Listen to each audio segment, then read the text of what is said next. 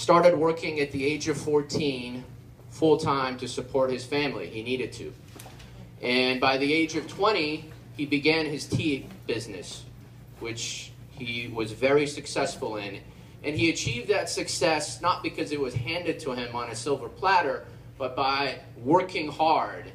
He would arrive at the bazaar, at the marketplace in Tehran, somewhere around 5 in the morning every day. They would say he'd be the first one to open the gates, and he'd be up at 3 or to 4 to get there. And so what did that teach us grandkids? That taught us that if we wanted to achieve something in our lives, that we had to go earn it. It wasn't going to be handed to us. And it's part of who I am. It's part of who all my cousins are, and it's something he ingrained in us, that if we have dreams and we have goals, then go out and make it happen, because it's not going to be handed to you. 2, on the idea of finding happiness in simple things. Because our grandfather had to overcome so much to achieve the successes he did, he was also very conservative and frugal. And so our childhood memories of him are of very simple times. During the summer times, he'd love to round up the grandkids and take them to Thrifty Ice Cream, home of the 25-cent ice cream cone, if any of you remember. Or he'd take us to McDonald's, where he would drink all-you-can-drink senior citizen coffee and watch us chomp on French fries.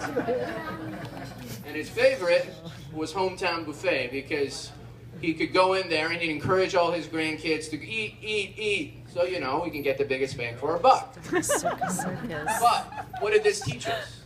It certainly didn't teach us how to have a good diet. But it did teach us that happiness ultimately is found in simple things. You don't need a lot to find happiness. You don't need lavish and expensive things. That you just need your loved ones around, and you can find that happiness at Thrifty on a warm summer day eating ice cream. 3rd, wisdom. And the kind of wisdom that can only be gleaned if you live 93 years in a lifetime. One of the favorite things I enjoyed doing with my grandfather was finding him alone for one-on-one time.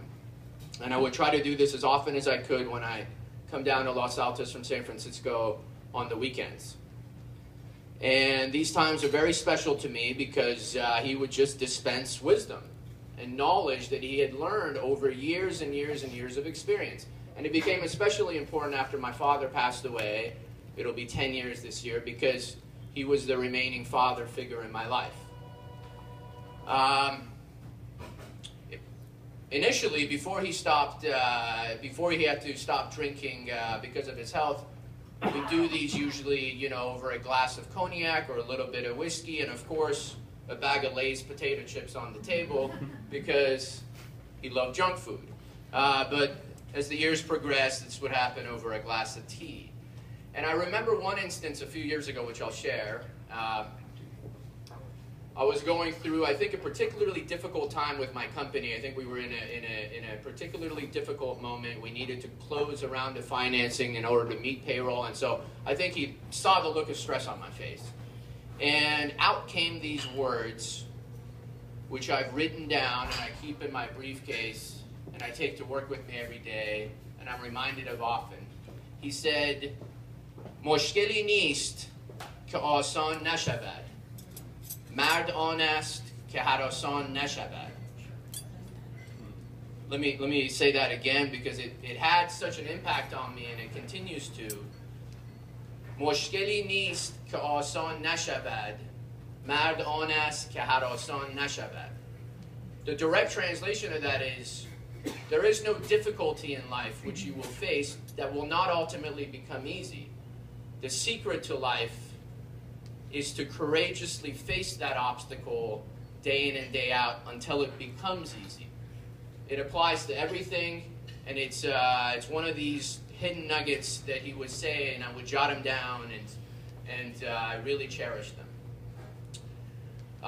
So those are the 3: self-made, finding happiness in simple things, and wisdom. And it's how I will remember my grandfather, and how I will continue to experience that internally now with him. So with that, I'm going to start calling up a few family members who are going to share their own memories and experiences with our grandfather. We're going to start with our oldest cousin from our mom's side, Farah Maris, if you would come up.